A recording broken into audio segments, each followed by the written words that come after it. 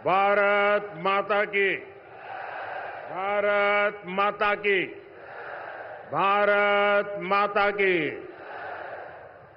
जय सेवा, जय जोहार। नर्मदा मैया की। नर्मदा मैया की। मैं बैतूल की पवित्र धरती से मां नर्मदा और ताप्ती को प्रणाम करता हूं। देश में इस बार लोकसभा चुनाव को लेकर एक अलग ही उत्साह है। हमारा हरदा तो देश और एमपी की हृदय स्थली है और हृदय से मिला आशीर्वाद कभी भी खाली नहीं जाता। ये क्षेत्र भी पूरे देश के सुर में सुर मिला रहा है।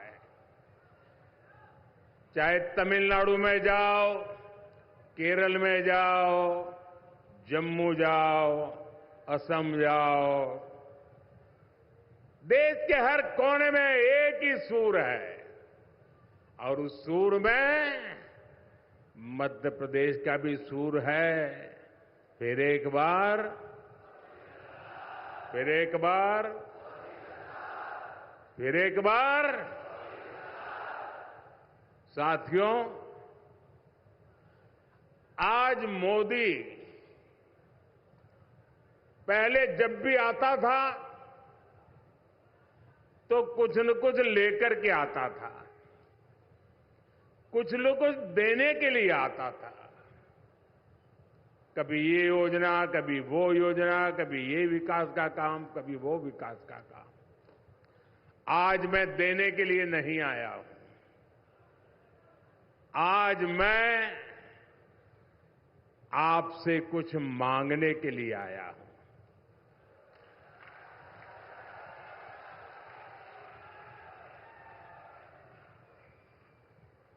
सर झुका करके मांगने के लिए आया हूं। मेरे लिए नहीं, आपके बच्चों के उज्जवल भविष्य के लिए मांगने के लिए आया। मैं आज आपके पास मांगने के लिए आया हूं। देश के उज्जवल भविष्य के लिए मांगने के लिए आया हूं। मैं आज आपसे मांगने के लिए आया हूं विकसित भारत के संकल्प को साकार करने के लिए कुछ मांगने के लिए आया हूं। और मैं आपसे मांगता हूं आपके आशीर्वाद। मुझे आपके आशीर्वाद चाहिए। आपके आशीर्वाद ये मेरी बहुत बड़ी पूंजी है। जनता जनार्दन ईश्वर का रूप होती है और जब जनता जनार्दन आशीर्वाद देती है तो आशीर्वाद स्वयं ईश्वर के आशीर्वाद होते हैं।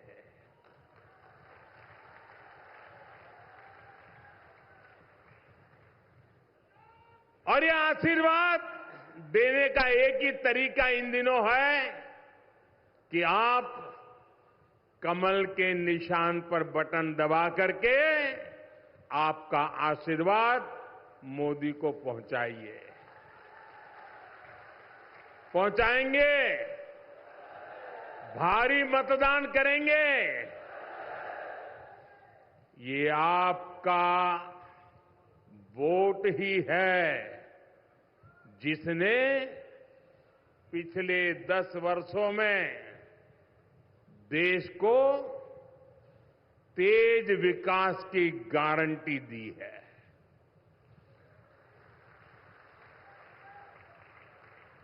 आपके एक वोट ने भारत को दुनिया की 5वीं सबसे बड़ी अर्थव्यवस्था बना दिया। आपको पता है ना, दुनिया में मैं जब आपने मुझे काम दिया उसके पहले हम 11 नंबर पे थे और इतने कम समय में हम 5 नंबर पर पहुंच गए। किसके कारण? किसके कारण?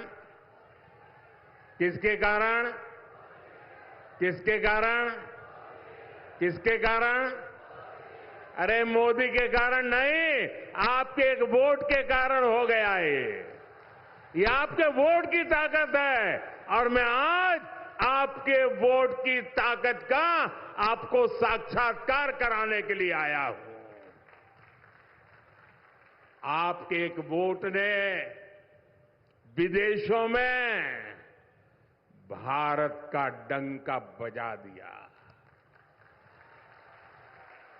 आपके एक वोट ने सीमा पर से हमें आंख दिखाने वाले दुश्मन के होश ठिकाने लगा दिए। और ये आपका ही एक वोट है जिसने अयोध्या में 500 साल के इंतजार के बाद रामलला को भव्य मंदिर में विराजमान कराया।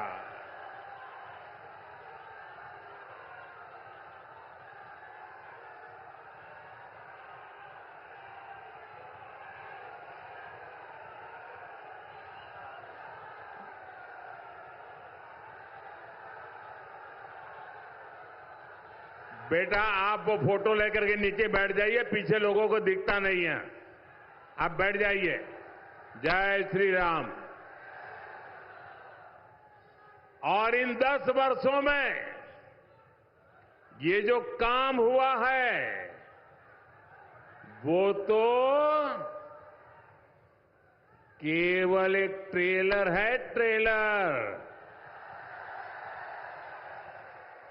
अभी तो मुझे देश को, मध्य प्रदेश को बहुत आगे लेकर के जाना है।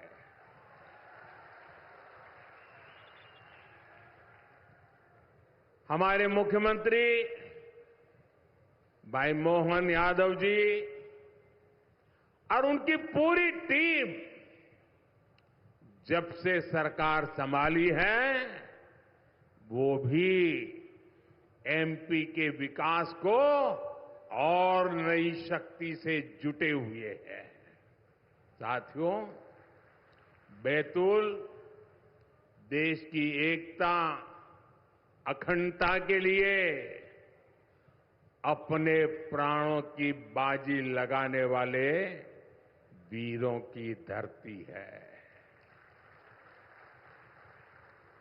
आदिवासी क्रांतिकारी सरदार गंजन सिंह जी कोरको और सरदार विष्णु सिंह जी गौंड, उनके योगदान को कभी भी भुलाया नहीं जा सकता। लेकिन ये कांग्रेस ने कभी आदिवासी समाज के इस योगदान को स्वीकार ही नहीं किया। ये भाजपा है जिसने भगवान बिरसा मुंडा के जन्म दिवस को राष्ट्रीय जनजातीय गौरव दिवस घोषित किया। भाजपा सरकार में ही लाखों आदिवासी भाइयों बहनों को वन अधिकार का पट्टा दिया गया है। इन 10 वर्षों में पीएम आवास, उज्ज्वला सिलेंडर, बैंक खाते और मुफ्त इलाज जैसे अनेक काम हुए हैं। इन कार्यों ने आदिवासी समाज की हमारी माताओं, बहनों, बेटियों के जीवन से बहुत सी मुश्किलें कम कर दी है। साथियों, अगर सरकार की नीतियां सही हो तो अन्नदाता क्या कर सकता है, ये बैतूल के किसानों ने करके दिखाया है। इस क्षेत्र में रबी और मूंग की फसलों का उत्पादन जिस प्रकार से बढ़ा है, मैं हेलीकॉप्टर से उतर करके यहां पहुंचा, चारों तरफ मूंग मूंग मूंग की बात हो रही है। और यहां भी तोहफा दिया तो मूंग का ही दिया। और इसमें तवा नदी पर बने डैम का बहुत बड़ा योगदान है। हरदा में मोरन गंजाल संयुक्त सिंचाई परियोजना पर भी काम शुरू हो चुका है। आज एमपी के 80 लाख से अधिक किसानों को हमारी सरकार पीएम किसान सम्मान निधि भी दे रही है। बैतूल इंदौर 4 लेन हाईवे जैसी सड़कें भी बैतूल के किसानों और लोगों के लिए कई बड़े अवसर खोल देगी। साथियों, 24 के इस चुनाव ने कांग्रेस पार्टी की कलई देश के सामने खोलकर रख दी है। कांग्रेस का हिडन एजेंडा,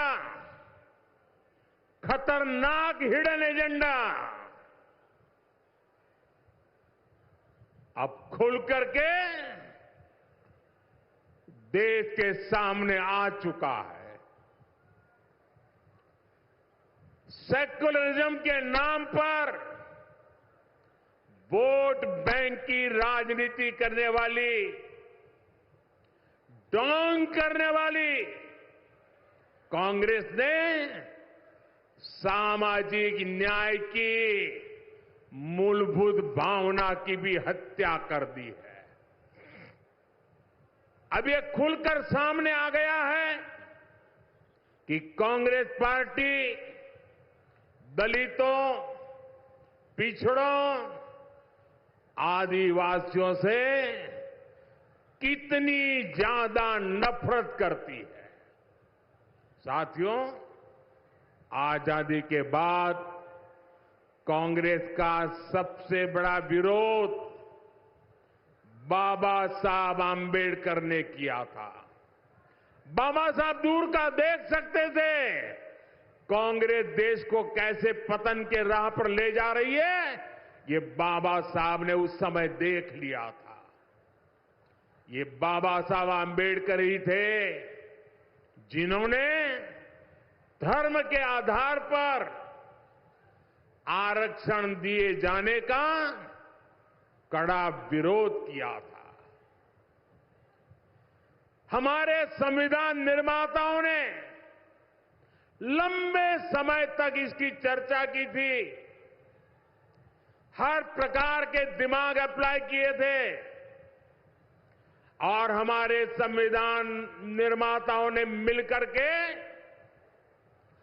धर्म के आधार पर आरक्षण नहीं दे सकते, ये निर्णय किया था।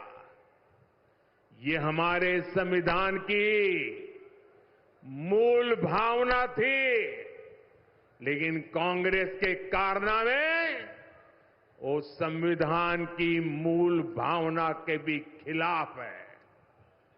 लेकिन कांग्रेस हमेशा बाबा साहब के संविधान को मिटाने और एससी, एसटी, ओबीसी के आरक्षण को छीनने की कोशिश करती रही है।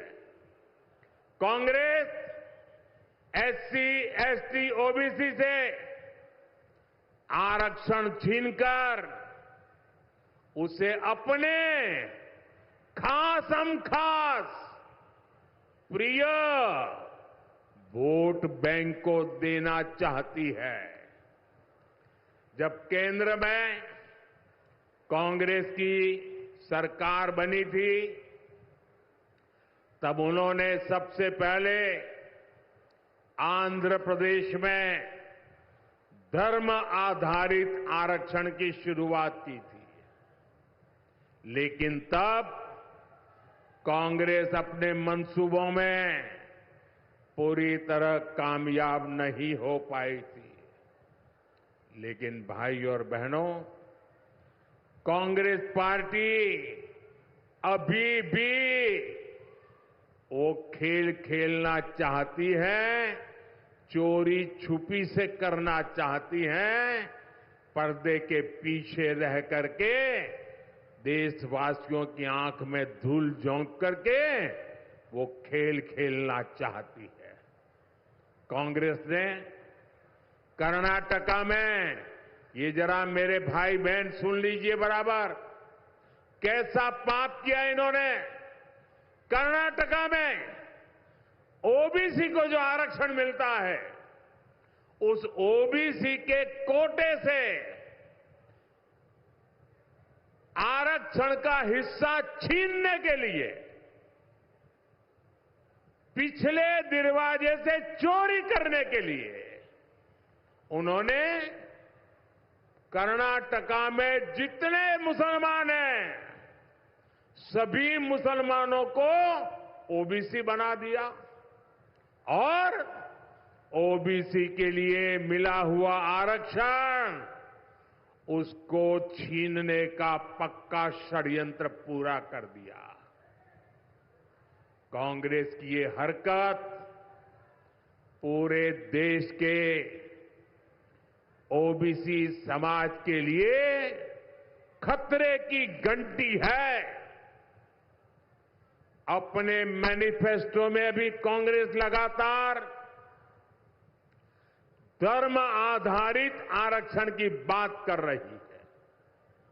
तेलंगाना के कांग्रेस के मुख्यमंत्री ने अभी हाल ही में नाम लेकर कहा है कि वो मुसलमानों को आरक्षण दिलवा कर रहेंगे। साथियों, कांग्रेस अपने वोट बैंक को खुश करने के लिए किसी भी हद तक जा सकती है।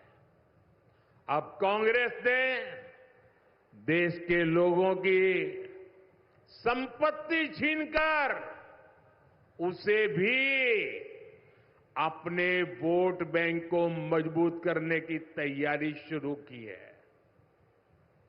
अगर किसी के पास एक से ज्यादा गाड़ी, एक से ज्यादा मोटरसाइकिल, एक से ज्यादा घर होगा, तो कांग्रेस कहती है कि हम ऐसा कानून बनाएंगे कि आपका जो एक से अधिक है वो कांग्रेस की सरकार छीन लेगी, जब्त कर लेगी।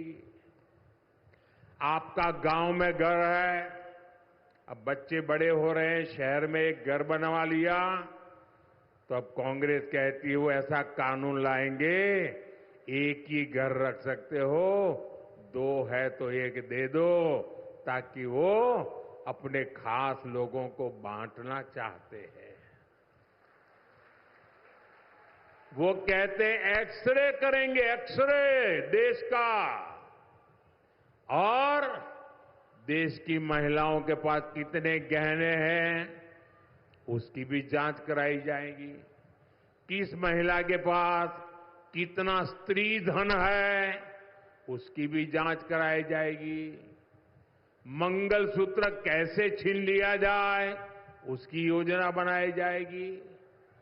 ये सब संपत्ति सोना चांदी छीनकर कांग्रेस अपनी वोट बैंक मजबूत करने के खेल खेल रही है। और इस बात का वो कांग्रेस के नेता अपनी रैलियों में खुला ऐलान कर रहे हैं। आप मुझे बताइए, आप अपनी संपत्ति किसी को भी छीनने देंगे क्या? छीनने देंगे क्या? ऐसे छीनने वालों को आप माफ करेंगे क्या? साथियों, कांग्रेस कैसे आपकी संपत्ति को लूटना चाहती है, इसका एक और उदाहरण आज देश के सामने आया है। कांग्रेस के शाहजादे के सलाहकार, कांग्रेस के बड़े नेता ने कहा है कि भारत में इनहेरिटेंस टैक्स लगना चाहिए, यानी आपके दादा दादी माता पिता ने जो कुछ भी बचाया है और उनके स्वर्गवास के बाद जो आपको मिलेगा, उसमें से आधा कांग्रेस सरकार हड़प करना चाहती है। बताइए, आपके माता पिता ने जो मेहनत करके कमाई करके आपके लिए छोड़ा है, वो उस पर आपका अधिकार है कि नहीं है? आपका अधिकार है कि नहीं है? ये आपके परिवार की मेहनत की कमाई है कि नहीं है? क्या आपको छीनना चाहे तो छीनने देंगे क्या? लेने देंगे क्या? क्या ऐसा सोचने वाली कांग्रेस को सत्ता में आने देंगे क्या? क्या उनके लिए लूट चलाने का रास्ता खोल देंगे क्या? भाइयों बहनों, ये सोच कैसी है? अरे हमारे देश में तो अलग संस्कार है, अलग संस्कृति है, और कांग्रेस के नेता इस बयान पर बवाल के बाद अब कांग्रेस झूठ बोल रही है। ये तो शाहजादे के सलाहकार की व्यक्तिगत राय है। लेकिन सच्चाई ये है कि साल 2011 में भी कांग्रेस ने इनहेरिटेंस टैक्स की वकालत की थी। कांग्रेस के तब के एक बड़े मंत्री ने प्लानिंग कमीशन में कहा था कि इनहेरिटेंस टैक्स का विचार किया जाए। विरासत पर टैक्स लगाने की कांग्रेस की पुरानी इच्छा से कांग्रेस इनकार नहीं कर सकती।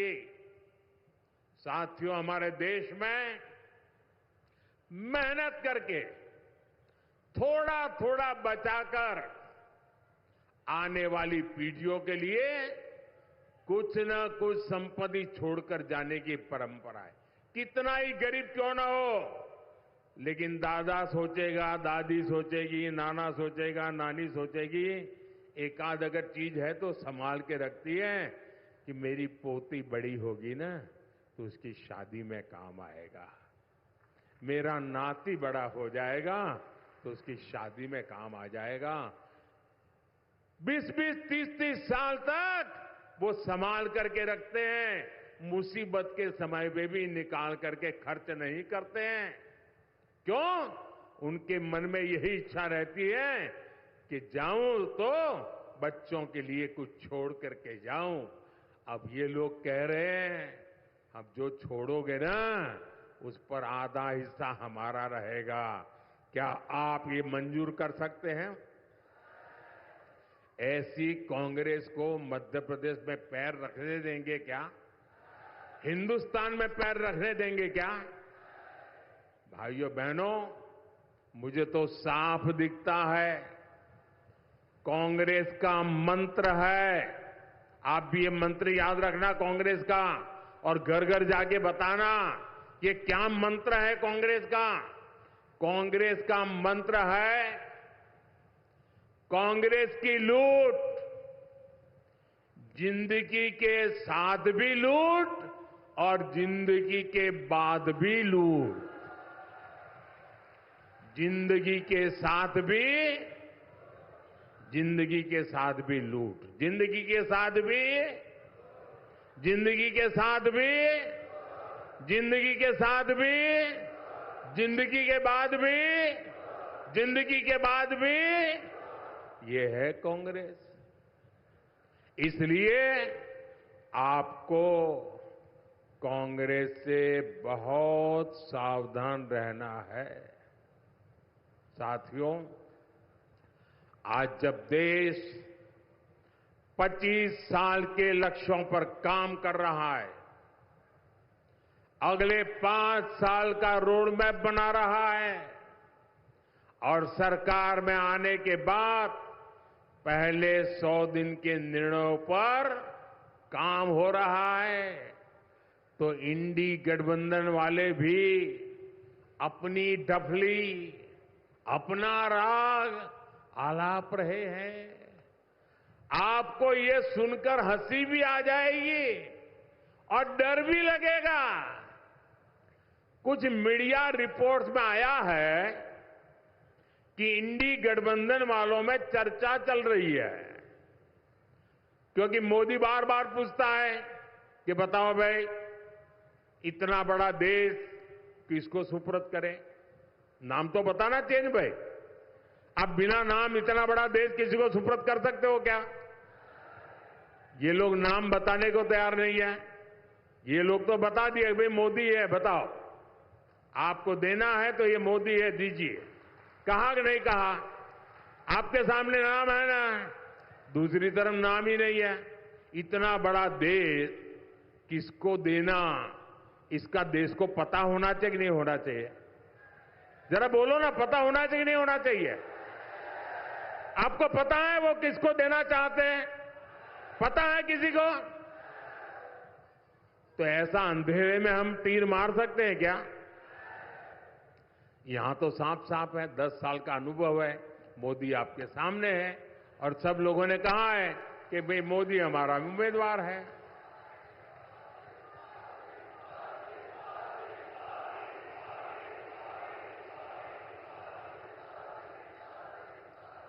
ये लोग इसका जवाब ढूंढ रहे थे, जवाब मिल नहीं रहा था, लेकिन अभी कुछ मीडिया रिपोर्ट में आया है कि मोदी बार बार पूछ रहा है कि भाई बताओ तुम्हारा नेता कौन, किसको किसको सुपुर्द करे? तो बोलते हैं उन्होंने फॉर्मूला बनाई है, उन्होंने फॉर्मूला बनाई है कि कौन प्रधानमंत्री बनेगा। कहा जा रहा है कि ये लोग 1 ईयर 1 PM फॉर्मूला बना रहे हैं, यानी 1 साल 1 PM, दूसरे साल दूसरा PM, तीसरे साल तीसरा PM, चौथे साल चौथा PM, 5वें साल 5वां PM। बताओ भाई क्या होगा देश का? क्या होगा? क्या होगा मुझे बताइए? देश बचेगा क्या? आपका सपना बचेगा क्या? आपके बच्चों का भविष्य बचेगा क्या? इसका मतलब ये PM की कुर्सी का भी ऑक्शन करने लग गए हैं। भाई बताइए, जो बोली बोलेगा 1 साल बैठेगा। और मजा क्या होगा फिर? जो एक ऊपर बैठेगा ना, 4 लोगों को कुर्सी की टांग पकड़ करके बैठ जाएंगे और मौके की तलाश में रहेंगे कि इसका साल पूरा कब होता है, उसको हिलाते रहेंगे। भाइयों बहनों, यूं तो जो सुनने के बाद लगता है कि यार तो शायद मुंगेरी लाल के सपने जैसा होगा, लेकिन साथियों मैं आपको जागृत करना चाहता हूं, मैं चेताना चाहता हूं। ये मुंगेरी लाल के हसीन सपने कहावत कह करके सो जाने वाला मुद्दा नहीं है। ये बहुत डरावना खेल है, ये देश को तबाह करने वाला खेल है। ये सपना हसीन नहीं है, ये आपके सपनों को चूर चूर करने वाला खेल है दोस्तों। और इसलिए जाग जाइए, चेत जाइए, आपके वोट की ताकत समझिए। मेरे प्यारे भाइयों बहनों, देश को बचाने के लिए आप आगे आइए।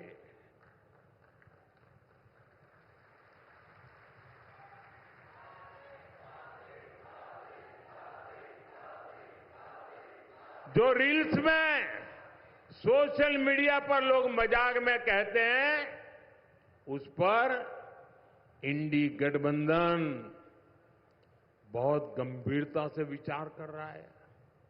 आप मुझे बताइए, आप इस 1 साल 1 पीएम वाले फॉर्मूले से सहमत है क्या? 5 साल में 5 पीएम आपको मंजूर है क्या? क्या देश को ऐसे परिस्थिति में छोड़ सकते हैं क्या? तो दुनिया के लोग मजाक उड़ाएंगे कि नहीं उड़ाएंगे? तो दुनिया में देश का जो आज नाम बना है, वो धड़ाक से नीचे आएगा कि नहीं आएगा? ये जो चंद्रयान भेजा है, अब गगनयान भेजना है, वो जा पाएगा क्या? साथियों, 7 मई को हमारे इस क्षेत्र में चुनाव है।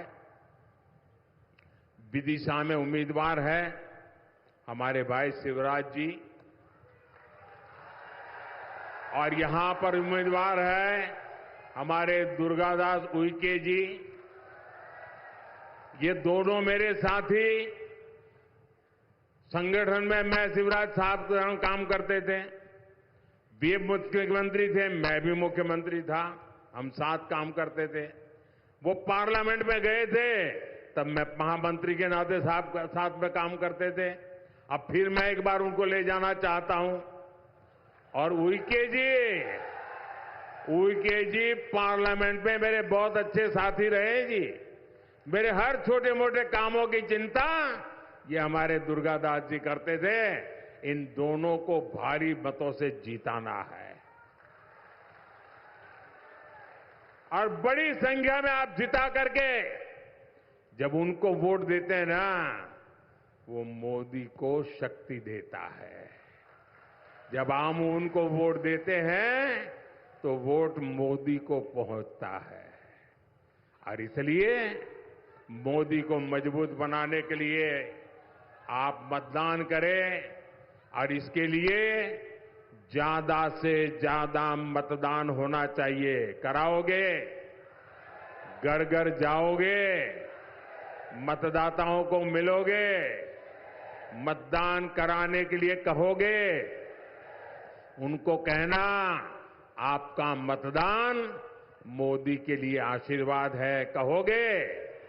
आपका मतदान मोदी के लिए आशीर्वाद है, कहोगे? पोलिंग बूथ जीतोगे? मेरा एक और अनुरोध है, करोगे? करोगे? बहुत लोग हैं जो यहां नहीं आए। जब मैं संगठन का काम करता था तो और नीचे तक जाता था, लोगों को राम राम करके आता था। लेकिन अब जा नहीं पाता हूं, देश भर में दौड़ना पड़ता है, तो बहुत कम लोगों को मिल पाता हूं। लाखों लोग रह जाते हैं। लेकिन आप मेरे अपने हैं, तो एक काम बताऊं मैं आपको, आप करोगे? मेरे अपने हैं वो बता दे, करेंगे? जो मानते हैं कि वो मेरे हैं वो बता दे, करेंगे? पक्का करेंगे? एक काम करना, जो लोग यहां नहीं पहुंचे हैं उन पर जाना और कहना कि मोदी जी हरदा आए थे और मोदी जी ने आपको प्रणाम भेजा है, मेरा प्रणाम पहुंचा देंगे। हर घर में मेरा प्रणाम पहुंचा देंगे, घर घर जाके पहुंचा देंगे। बोलिए भारत माता की, भारत माता की, भारत माता की। बहुत बहुत धन्यवाद।